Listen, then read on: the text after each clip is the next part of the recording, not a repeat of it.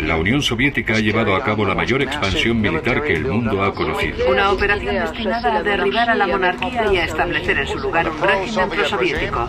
Donde el régimen prosoviético ha sido reemplazado por un gobierno aún más amistoso con Moscú.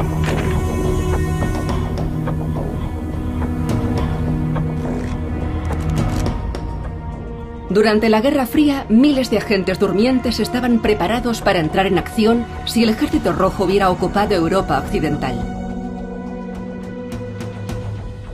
Era un proyecto secreto dirigido por la OTAN. La red Stay Behind, conocida desde 1990 por el nombre de su rama italiana, Gladio. Subimos al minibús. Tenía las ventanillas oscuras. Fuimos al aeropuerto militar. Monté en un jeep. Y al llegar frente a una cueva, las puertas se abrieron. Fue todo muy a lo James Bond. Era una organización secreta, formada por los servicios de inteligencia, los servicios secretos.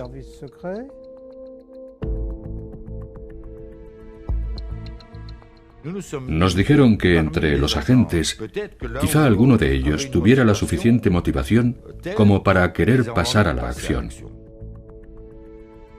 Por primera vez vamos a conocer a los agentes detrás de las líneas de la Guerra Fría.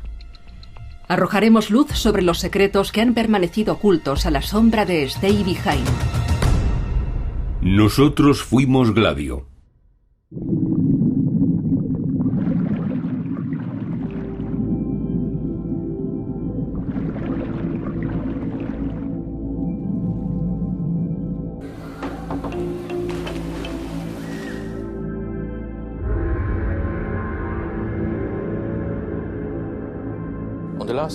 En septiembre de 1985 colocaron una bomba en la piscina. Estalló durante la noche. Quien la puso se subió al tejado y la colocó cerca de una trampilla. La bomba explotó, la presión fue hacia abajo, impactó en el agua y se dispersó por toda la piscina.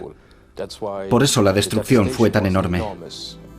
A mediados de 1980, más de 20 ataques terroristas asolaron Luxemburgo. No hubo víctimas, pero las bombas sembraron el pánico en el pequeño estado del centro de Europa. La población estaba impactada. Esperaba bombardeos en cualquier parte.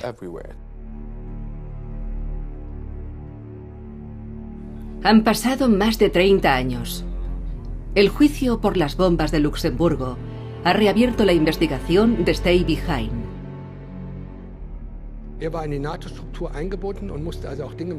Según el testigo alemán Andreas Kramer, los que estaban detrás de las explosiones en Luxemburgo pertenecían a la red secreta de la OTAN, conocida como Gladio.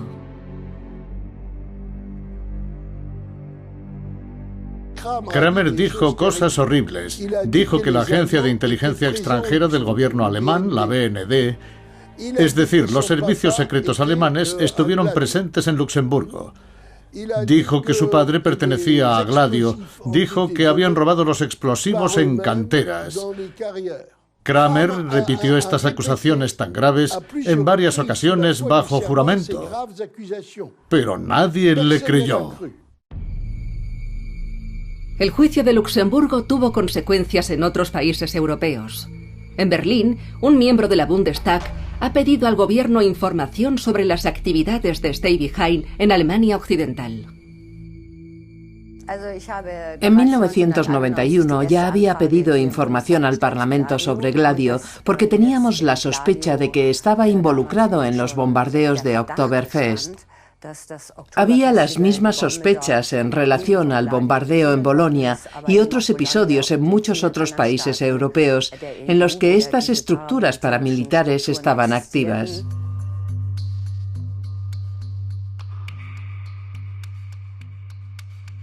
Trece personas murieron en la masacre de Oktoberfest en 1980, incluida la que puso la bomba, el neonazi Gundolf Keller.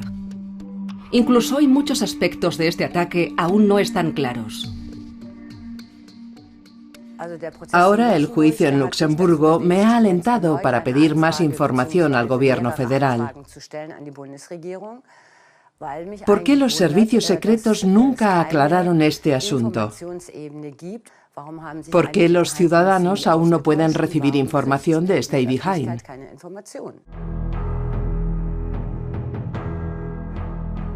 Bélgica también, en los años 80, tuvo su propia oleada de terror provocada por una serie de atracos extremadamente violentos que dejaron 28 muertos entre 1983 y 1985. Han pasado casi 30 años desde el último ataque en un supermercado en Alost, pero los responsables nunca fueron encontrados. Antes de que el plazo de prescripción entre en vigor, los jueces están presionando para que se den los nombres de los agentes de Stay Behind en Bélgica.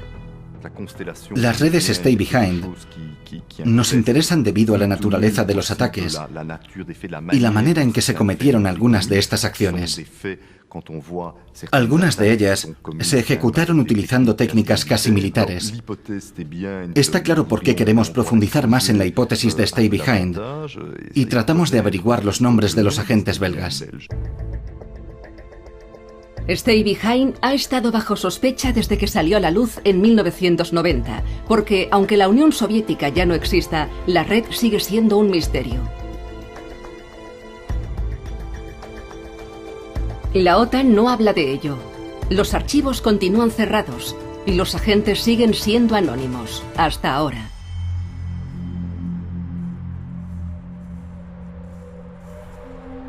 Albert Ras estaba al mando de una de las dos redes Stay Behind de Bélgica, el país donde empezó todo. Y por primera vez ha accedido a hablar de ello. El 10 de noviembre de 1942, los alemanes fusilaron a miembros muy jóvenes de un grupo de exploradores y a su capellán, porque estaban involucrados en una red embrionaria de inteligencia. No habían tenido mucho entrenamiento. Es obvio que eran muy entusiastas, pero carecían de instrucción y equipo. Por eso fueron identificados con mucha rapidez, arrestados y condenados a muerte.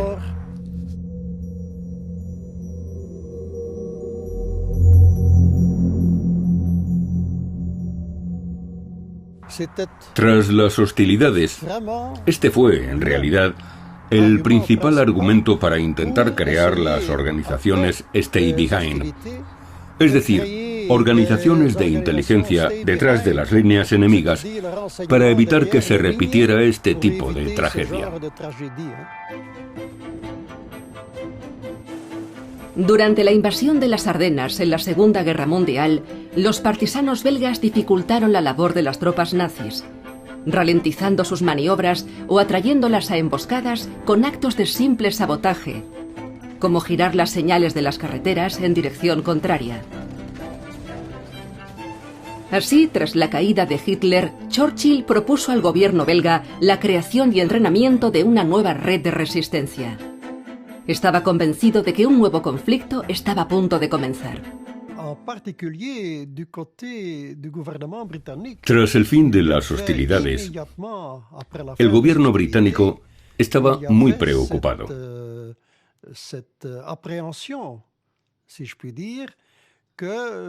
Temían que la Unión Soviética tuviera su propio programa secreto de expansión. Los años inmediatamente posteriores a la guerra parecieron confirmar la profecía de Churchill, ya que, uno tras otro, los países de Europa del Este acabaron bajo el control de la Unión Soviética. Desde Stettin en el Báltico a Trieste en el Adriático, ha caído sobre el continente un telón de acero. Pero el telón de acero podía desplazarse con rapidez más al oeste, y ante el temor de un ataque soviético, los países de la Alianza del Atlántico Norte comenzaron a preparar la resistencia. El objetivo era dejar agentes detrás de las tropas enemigas. Agentes que fueran capaces de llevar a cabo operaciones detrás de las líneas del ejército enemigo. De ahí Stay Behind, dejar atrás. La inquietud de Churchill llevó a los servicios secretos británicos a actuar sin consideración. El 30 de junio de 1947, el gobierno francés descubrió una conspiración golpista, el Plan Bleu, en el que tomaban parte antiguos militares monárquicos y colaboracionistas de Vichy. En realidad, el Plan Bleu era el embrión de Stay Behind, una estrategia puesta en marcha por los británicos que las autoridades francesas desconocían. Los servicios de inteligencia descubrieron que se estaba haciendo algo a sus espaldas y tenían la posibilidad o la habilidad de hacerlo público en su país, por lo que enviaron a la policía a resolver el problema. La denuncia del Plan Bleu, en 1947, llevó al acuerdo entre Gran Bretaña y Francia de crear una red Stay Behind en Francia. Un año más tarde, cientos de antiguos partisanos fueron reclutados por los servicios secretos franceses y entrenados para una guerra secreta. Los documentos de este proyecto nunca fueron divulgados. Stay Behind no existió nunca oficialmente en Francia.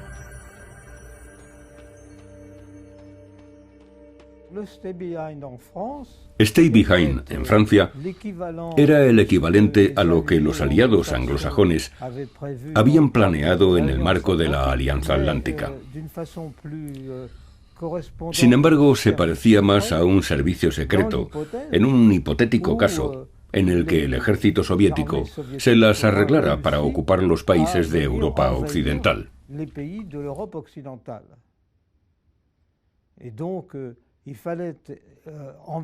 Teníamos que considerar la organización de la resistencia como la gente de mi generación la había conocido.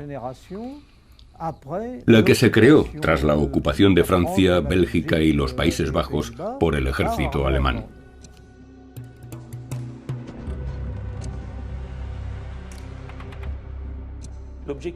El objetivo de Stay Behind era doble. El primero era organizar las rutas de escape. Pero ¿quién tenía que escapar? Todas las personas indispensables para el funcionamiento de una nación tenían que ser evacuadas. Por otra parte, la red Stay Behind tenía que actuar. Por tanto, había propaganda. Había también sabotaje y combate.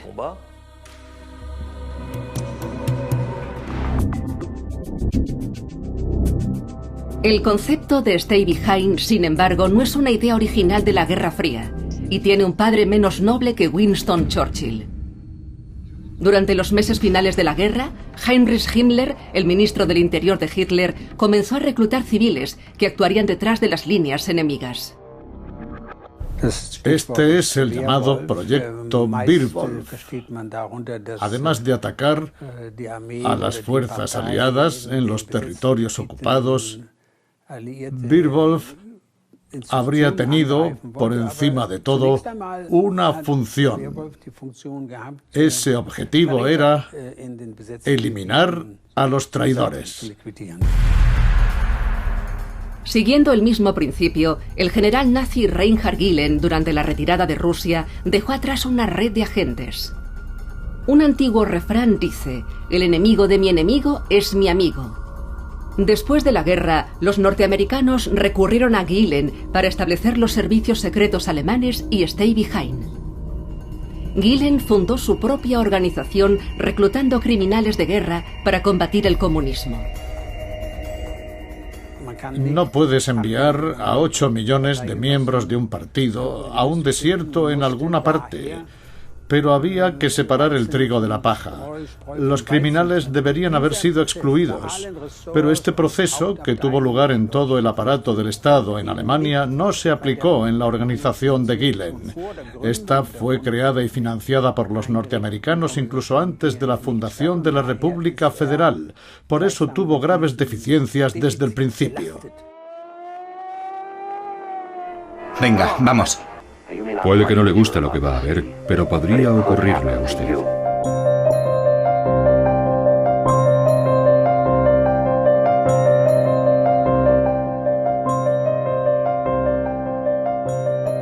Si el comienzo de los años 50 en Estados Unidos fueron los años del macarcismo, la pesadilla roja en Europa era la de un ataque militar soviético. Un miedo que no disminuyó cuando Khrushchev relevó a Stalin en el Kremlin.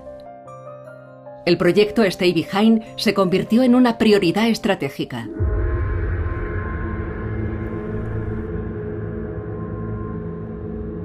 El proyecto se extendió con rapidez por toda Europa occidental bajo la protección de la OTAN. Se reclutaron 50 agentes en Noruega, 150 en Alemania y 600 en Italia.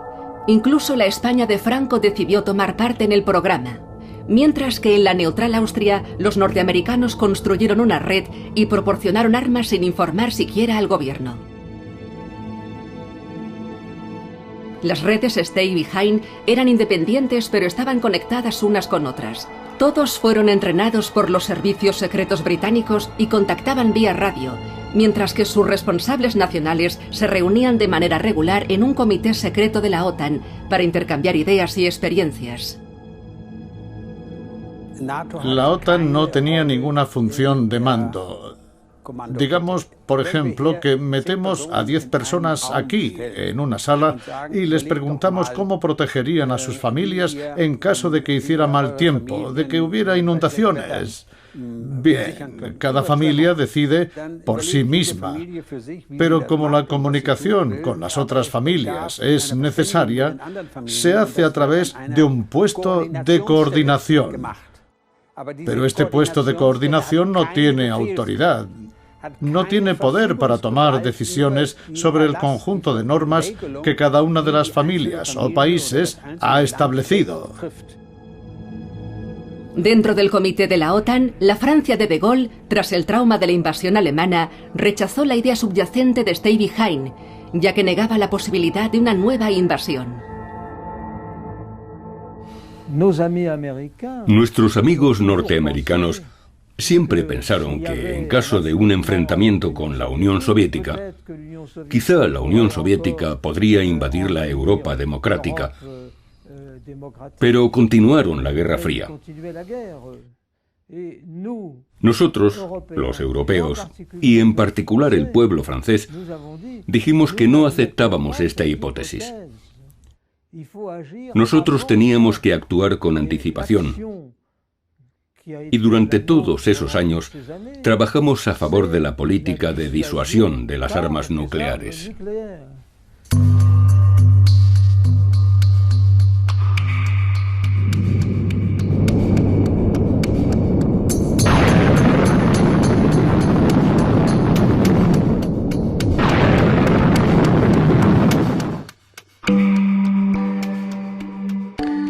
El miedo al conflicto militar entre las dos superpotencias era tal que desde los años 50 se estableció una red antiinvasión incluso en la neutral Suiza.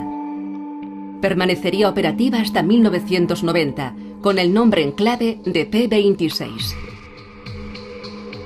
Los miembros de la P26, aquellos que pertenecían a la organización o que la dirigían, todos me dieron la impresión de ser personas que querían hacer algo positivo por su país. No eran fascistas, eran personas comunes y corrientes, hombres y mujeres del pueblo.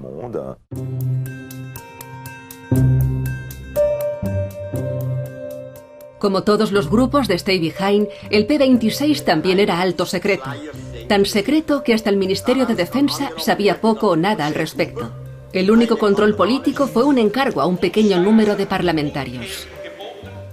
Hasta que fue desmantelado, Jacques-Simon Egli fue uno de sus miembros. El jefe del Estado Mayor me llamó un día. Me dijo: señor diputado, tengo que preguntarle algo y hacerle una oferta. Si la rechaza, no volveremos a hablar de ello.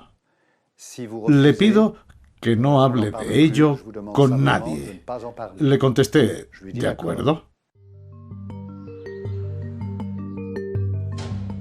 Luego, un día, vinieron y me llevaron a Berna en helicóptero y de Berna de nuevo en helicóptero a Gstaad. En Gstaad monté en un jeep y al llegar frente a una cueva, las puertas se abrieron. Fue todo muy a lo James Bond. El entrenamiento del grupo P26 tenía lugar en un búnker de la Segunda Guerra Mundial, oculto entre las villas de lujo para los turistas. Todos los miembros conocían este hotel en el que estamos ahora. Es el Schweizerhof. Aquí les proporcionaban una habitación y podían dormir y comer. Tenían trabajo que hacer y cuando salían al pasillo tenían que llevar un pasamontañas para que nadie pudiera reconocerlos.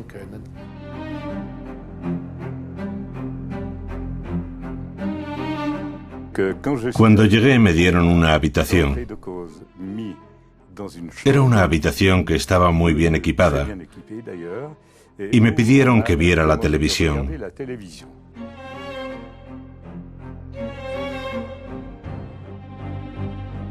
Encendí la televisión y allí estaba el jefe del ejército retransmitiendo un mensaje. Nos dijo que todo era una red que había creado y aprobado el Consejo Federal y cuyos objetivos eran resistir. Si Suiza caía bajo el control enemigo, había que resistir.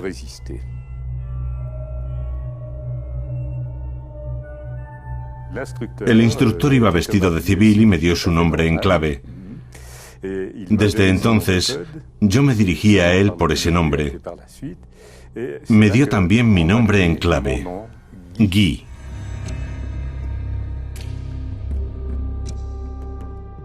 Aprendieron a cifrar y decodificar mensajes, a hacer transmisiones.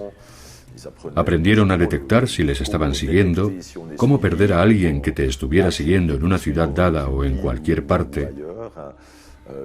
Otros ejercicios eran bastante más militares.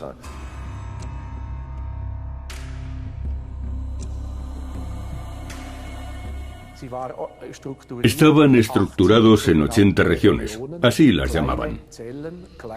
Eran grupos pequeños de quizá 5 o 10 miembros. Los grupos se organizaban en función de dónde vivían sus componentes, porque en caso de emergencia tendrían que operar en una zona que conocieran bien para poder llevar a cabo todo tipo de acciones, incluido el sabotaje.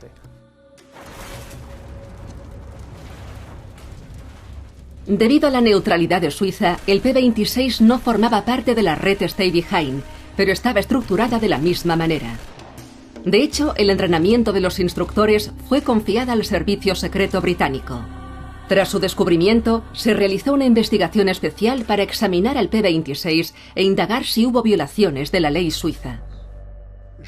Yo seguía creyendo en ello y mantenía la idea de que era legítimo, de que era una buena idea, que no había riesgo. Y todo ello a pesar de lo que toda esa gente de la izquierda, de la extrema izquierda, ha dicho. Sin embargo, reconozco que las precauciones fueron insuficientes con los procedimientos y el control.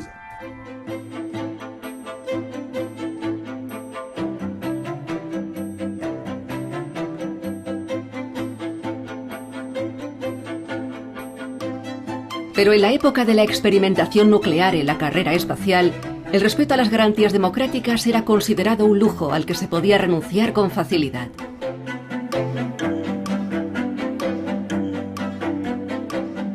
El proyecto Stay Behind solo tenía sentido si era un absoluto alto secreto, también dentro de la misma organización.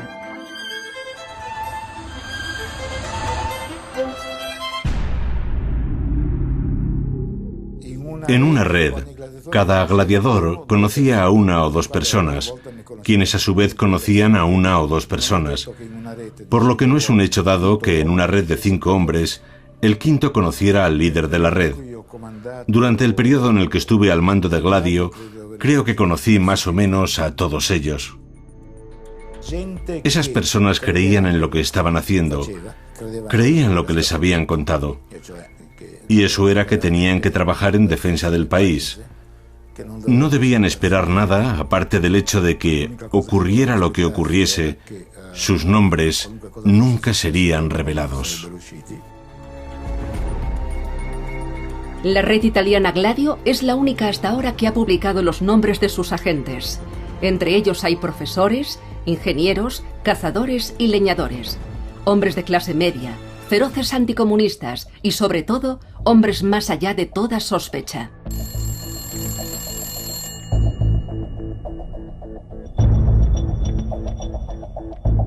Un comandante expartisano contactó conmigo. Me dijo, escucha, Hay una organización del ejército de la que he sido miembro desde el principio. Es una organización del Estado, de las Fuerzas Armadas. Una organización que está entrenando a gente en actividades clandestinas en territorio ocupado.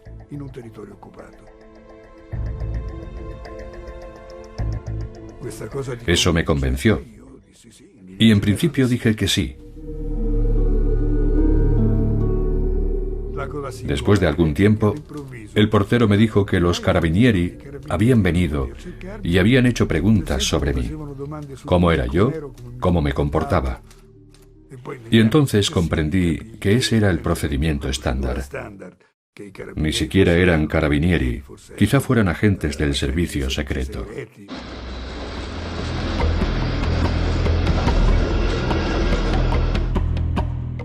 El mensaje que me dieron fue ir a un bar específico en la estación de Roma.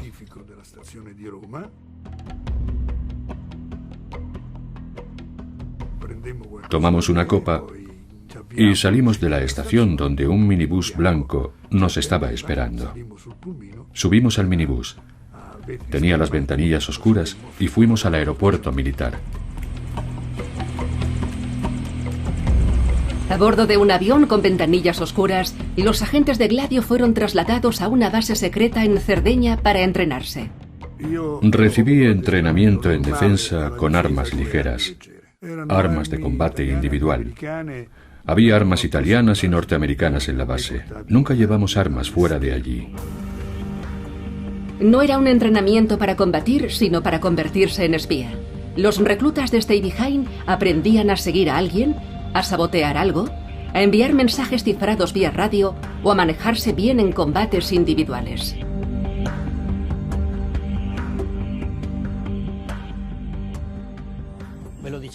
No te vamos a engañar. Si te vuelves activo y eres capturado por el KGB, no habrá esperanza para ti. Morirás. Será una muerte atroz. Es impactante, pero piensas, bueno, cueste lo que cueste, esto es algo que tengo que hacer.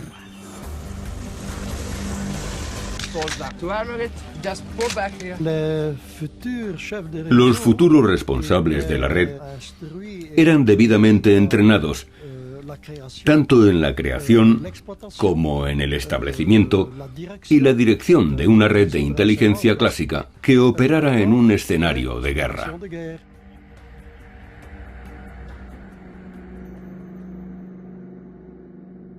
La tarea era recoger a cualquiera de nuestros pilotos que cayera en territorio ocupado, porque, como nos explicaron, una división blindada podía estar operativa en 3 meses, pero un piloto de caza tarda 5 años en terminar su instrucción. La actividad más importante de los agentes era la de extracción, hacer entrar y salir hombres de un territorio ocupado. Para poder llevarlo a cabo, estaban los ejercicios internacionales, que hacían posible que la red de inteligencia de un país actuara en colaboración con las redes de otros países.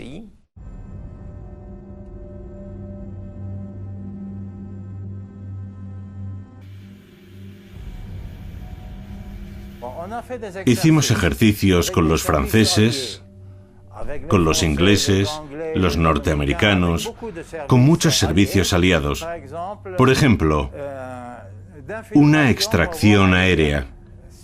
Eso significaba que los aliados venían en un avión y lanzaban un objeto usando un paracaídas, o si venían en helicóptero, aterrizaban y dejaban a una persona en nuestro territorio.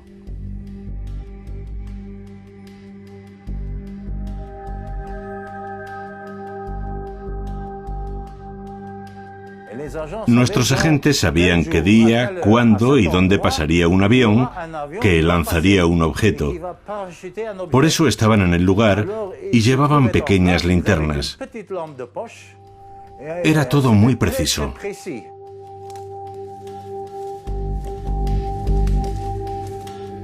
La persona a la que extraían era recogida entonces por un agente y llevada a un piso franco antes de confiársela a otro agente como en una especie de cadena humana.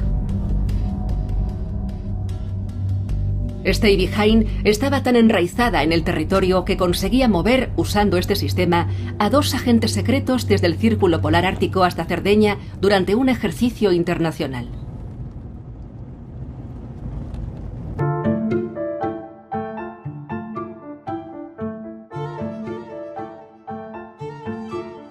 La Unión Soviética también tenía su red secreta para utilizarla en caso de un ataque a Europa. Spetsnaz.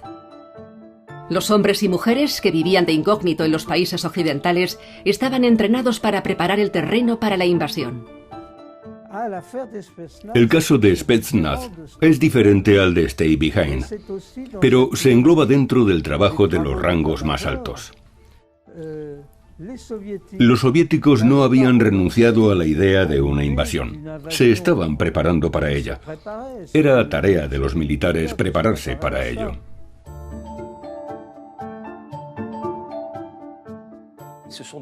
Estas son redes totalmente durmientes y tenían que esperar a la llegada de las tropas soviéticas para pasar a la acción, para preparar el terreno.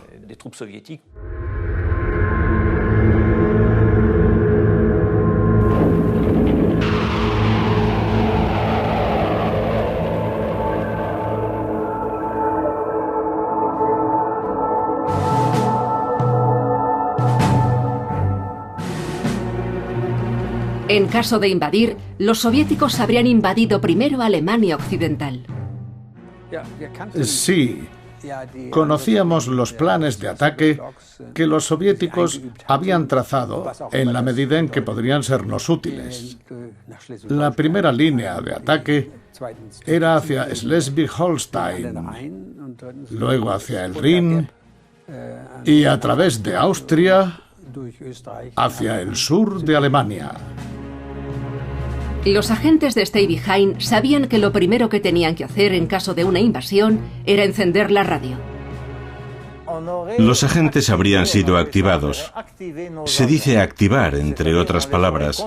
Se habría contactado con ellos y se les habría dicho: cuidado, ahora esto no es un juego, va en serio.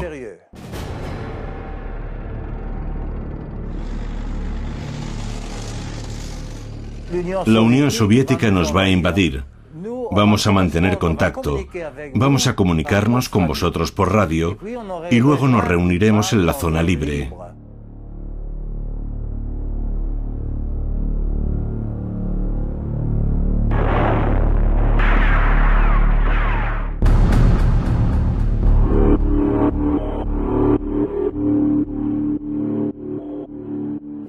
El momento de entrar en acción es un momento que da mucho miedo y que todos, creo yo, teníamos en la cabeza.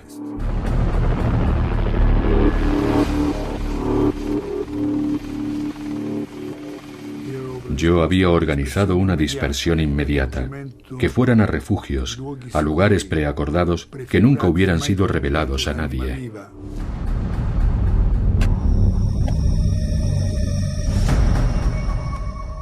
Los agentes sabían que había un alijo de armas, pero no sabían dónde.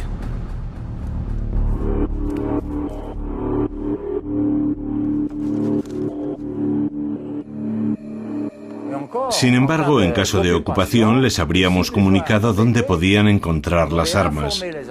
Les habríamos dicho: id a buscarlas, allí las encontraréis.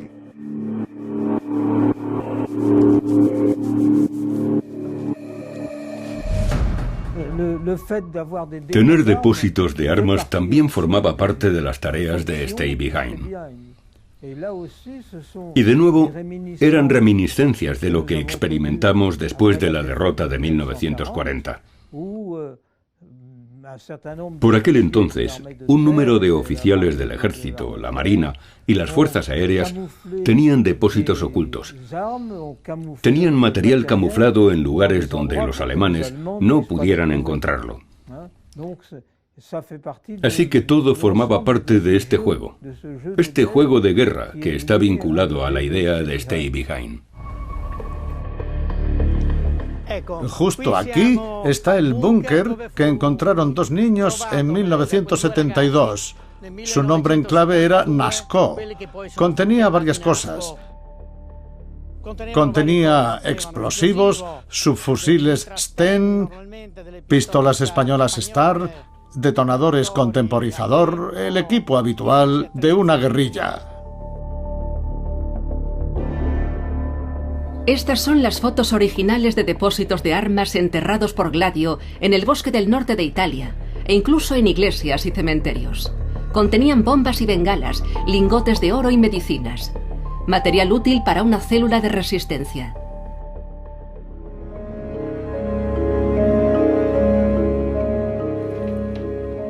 Pero si la invasión hubiera tenido lugar, es probable que Stay Behind hubiese sido eliminada en pocas horas. En Alemania, al menos, donde la Stasi había conseguido interceptar a los agentes. Aquí se ve con claridad que hubo un contacto por radio entre el cuartel general de la BND en Pullac, Baviera y Cerdeña. Por desgracia, el contenido de estas transmisiones de radio no se conoce. Pero esto podría cambiar si los servicios secretos alemanes desclasificaran estos documentos y nos permitieran conocer mejor estas estructuras. Los documentos de la Stasi proporcionan información sobre cuántos agentes estaban activos en el territorio de la República Federal en los años 80 o incluso antes.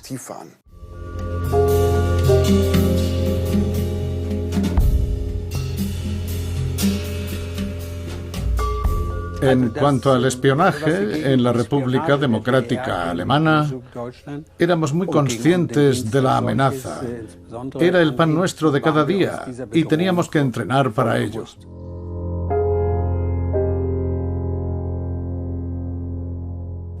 De hecho, los agentes tenían que llevar con ellos tan pocos documentos escritos como pudieran.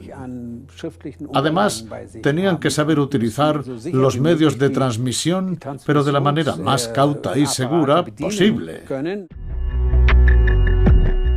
En sus informes de las actividades de Stay Behind, la Stasi hablaba de la necesidad de eliminar a los agentes en caso de conflicto y mencionaba al menos un caso en el que las redes estaban involucradas en la extracción de personas del este al oeste.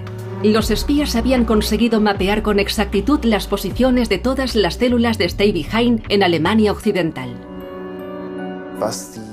En cuanto al aspecto militar, desde la posición de las células, se puede decir de manera específica que los agentes de Stay Behind estaban divididos en dos líneas.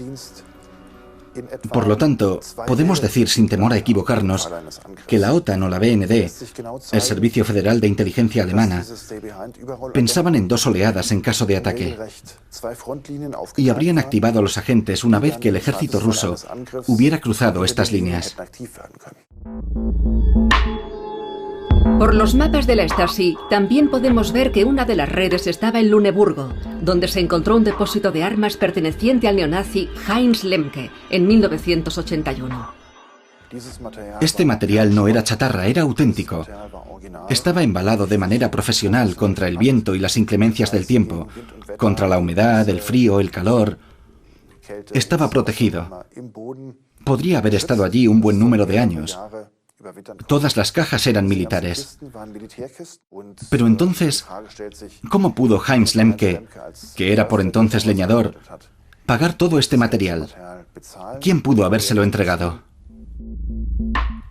Lemke era uno de los sospechosos de haber suministrado los explosivos usados en la masacre de Oktoberfest. Pero nunca pudo clarificar su posición. Poco después de su arresto, se suicidó en la celda donde estaba encerrado.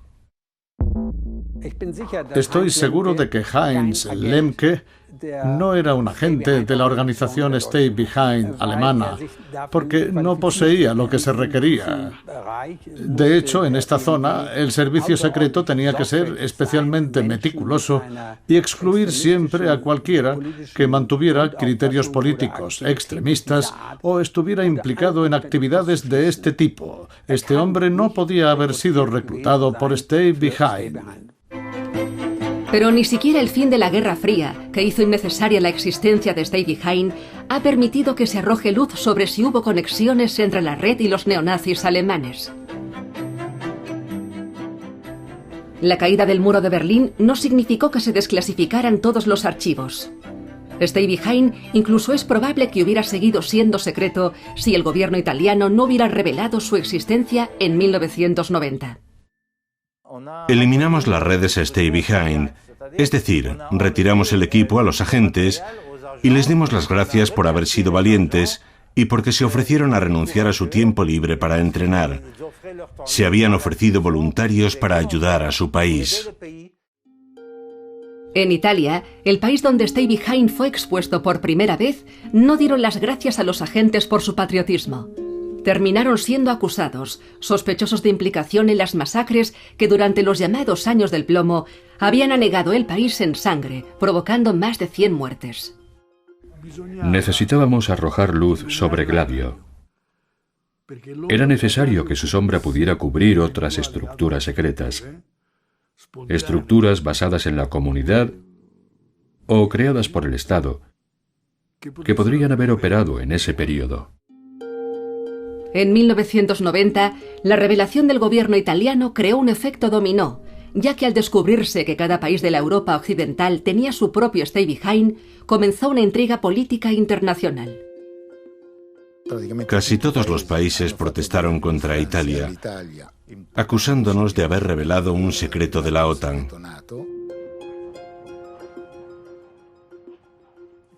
Estoy hablando de los norteamericanos, los británicos, los franceses, quienes desde ese momento se negaron a hablar con nosotros.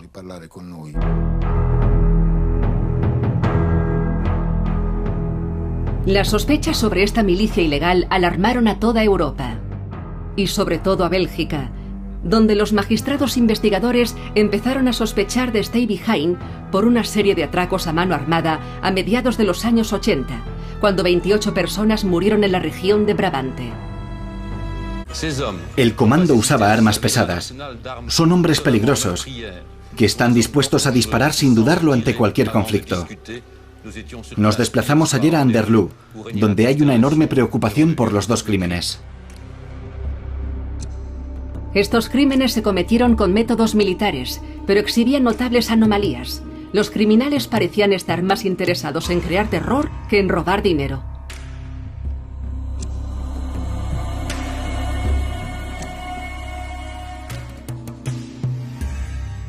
Una de dos. O son bandidos, psicópatas, muy hábiles, o son terroristas.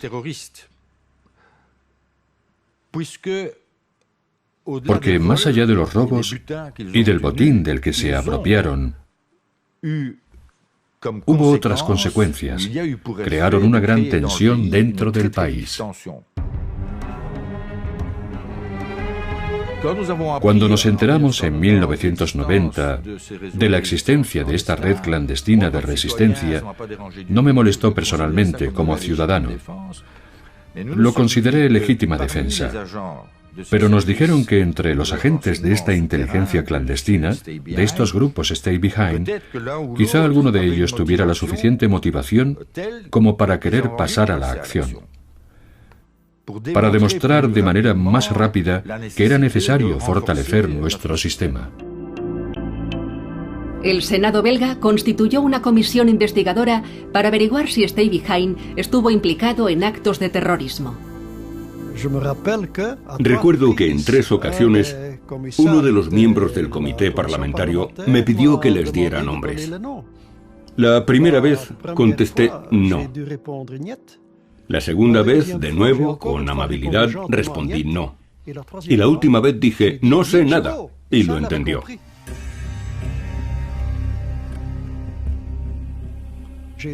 Les dije a los de la comisión parlamentaria que mejor que continuar difamando a estas personas, deberían enviarles una carta de reconocimiento para darles las gracias. No lo hicieron.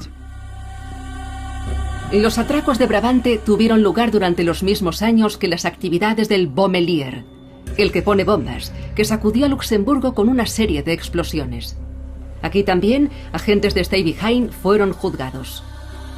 Las redes Stay Behind no tienen conexión con lo que ocurrió en el caso Bommelier durante los años 80. No tuvimos nada que ver. Teníamos 10 personas en Luxemburgo, 10 agentes. Nuestros agentes no tenían misiones de combate, no estaban entrenados para disparar con armas, no tenían preparación en explosivos. Íbamos a activar a los agentes en tiempos de paz por otras razones que no fueran las puramente estratégicas. No, nunca, nunca jamás. Desde 1990 no ha aparecido ninguna evidencia concreta ni en Italia ni en ningún otro país que conecte a Stay Behind con crímenes o actos terroristas. Pero Stay Behind no era la única estructura que operaba en la sombra contra el comunismo en Europa. No perdamos de vista que las redes Stay Behind corren paralelas a una serie de operaciones montadas por los servicios de inteligencia durante la Guerra Fría.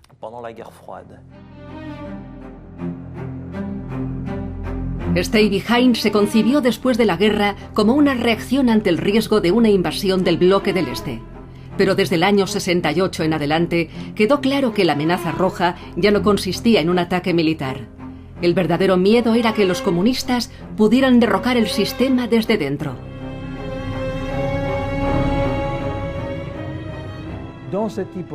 En este caso no era solo un enfrentamiento militar entre dos ejércitos. Uno gana y el otro pierde. Era también la implementación de una revolución en nuestros países de la Europa occidental. En Italia y Francia, sobre todo, había partidos comunistas que representaban de algún modo la vanguardia del ejército soviético. Esta hipótesis puede ser muy peligrosa y puede tener una oposición muy fuerte dentro de las democracias. Pero eso no significa que el oponente esté dispuesto a traicionar los intereses del país.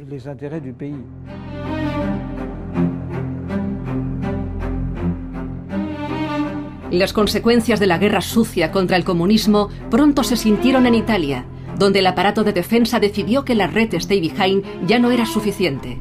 Formaron otra organización que operaba en el frente doméstico y en la que participaban activistas de la extrema derecha. Nació un Gladio Negro.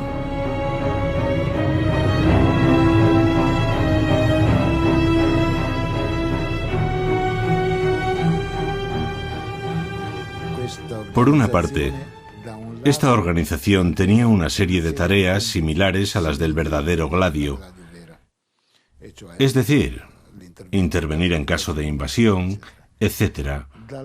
Pero, por otra parte, tenía tareas que eran, yo diría, de un carácter opuesto políticamente a lo que era la izquierda. El Gladio Negro intentaba desestabilizar a la opinión pública a través del terror para exigir gobiernos más autoritarios. La llamada estrategia de tensión comenzó en 1969 con una bomba que mató a 18 personas en el interior de un banco en la Plaza Fontana en Milán. Durante la investigación de esta atrocidad se descubrió un Gladio paralelo. Gladio no cometió masacres, no puso bombas, no era subversivo. Era una estructura anticomunista y era el resultado directo de la Guerra Fría, y con el final de la Guerra Fría ya no tenía ninguna función.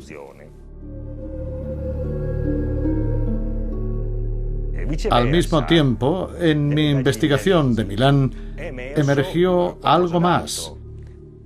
Otra estructura que era completamente ilegal y subversiva, no solo ilegítima. La llamada Nuclei en defensa del Estado.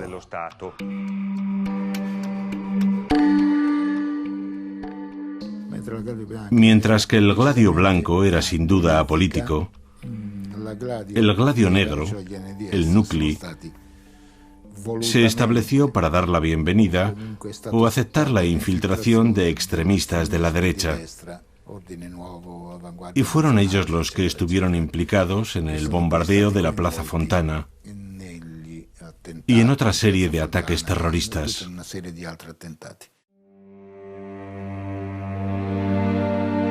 De documentos desclasificados ha salido a la luz que los Estados Unidos conocían la estrategia de Gladio Negro. Los norteamericanos eran plenamente conscientes de cuál era el proyecto de la derecha italiana. Aunque yo creo que, en línea con la estrategia de Estados Unidos en aquellos años, los 60, esto era visto como un caso de contención. Los neofascistas no estaban siendo manejados hasta el punto de recibir órdenes, pero ese programa de ataques, que en parte era visto por los servicios secretos norteamericano e italiano como únicamente demostrativo, sin víctimas, era un caso de contención del peligro. Lo veían con benevolencia y sin represión. Aplicaron un control, una supervisión sin reprimirlo. Actuad como queráis, al final esto nos conviene.